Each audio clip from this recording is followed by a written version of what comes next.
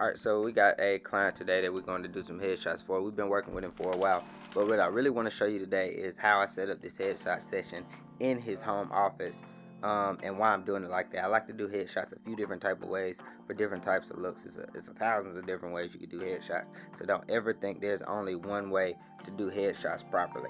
Meanwhile, we're gonna go in and get these headshots done. I'm gonna do the setup. Then we are going to look at how we run through a few editing processes in order to get the job done.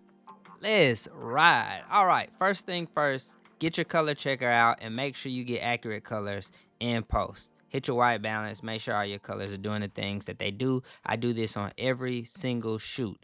And then I want to talk to you about how I did the setup. We did 2 light setup. I did one like a beauty setup, kind of overhead here. And then I left that fill light over to the left, just kind of filling the shadows on that side. If you continue to watch, you'll notice that the background's nothing spectacular because he's using these photos for social media. So he's going to cut the background out and use them like that and put a specific color behind his head. So there was no need for us there to use the beauty of the house because he wanted to do it like this. So when the client has a request, you fulfill the request. Next, we did this 2 lighting look, but I changed it when he changed shirts. And then gave that next look more of a full head light style look. I don't know a specific name for it, but as you'll see coming up, you'll see that this lighting look, as I'm changing it now, looks different than the first look. So that's what happened there. We did 2 shirts so he'd have options, and then he can switch out his headshots between those 2 options.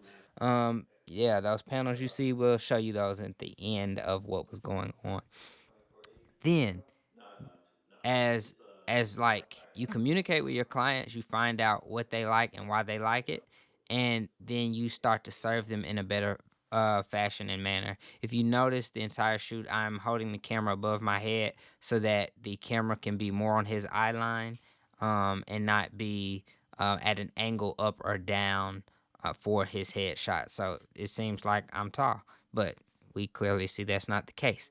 So at this point, look at all the tech specs over to the right. I'll show you what camera I use, the lenses I use, the modifiers that I use, how the modifiers are set up, how the lights are set up, what lights I use. All that information is right here, from Westcott to Nikon to the beauty dishes and everything. So that is there for you.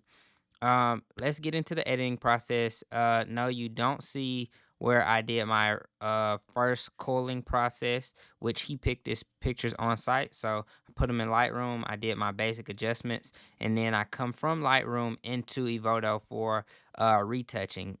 So I do some retouching in Envato because it's a lot quicker, and I don't have to sit behind the computer for 10 hours.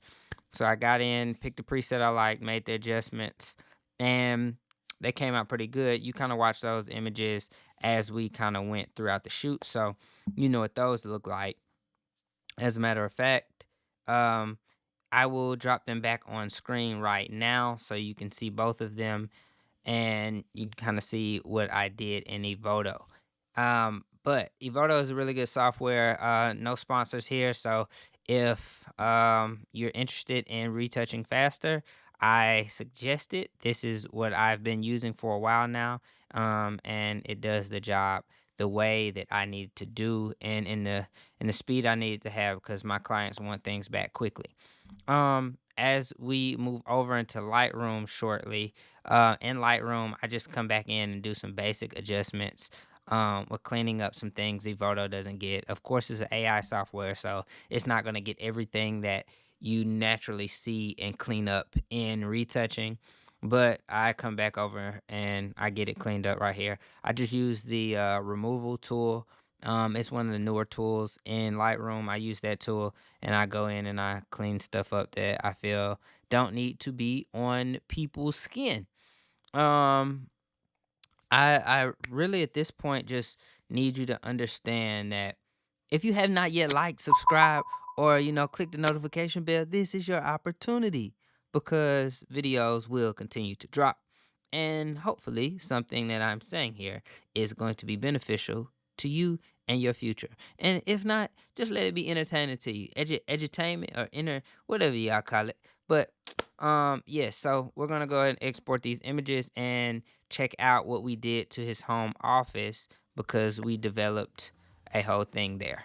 All right, so we come in with a quick check-in. The console today, we did his headshots, but he's also setting up an office where he can do his live stream videos and Zoom calls and everything. So putting up a background wall, and we're putting up sound panels because the room's just open. So we move things so there's echo, of course. So sound panels are going on the ceiling, a rug is going back on the floor to mitigate all of that.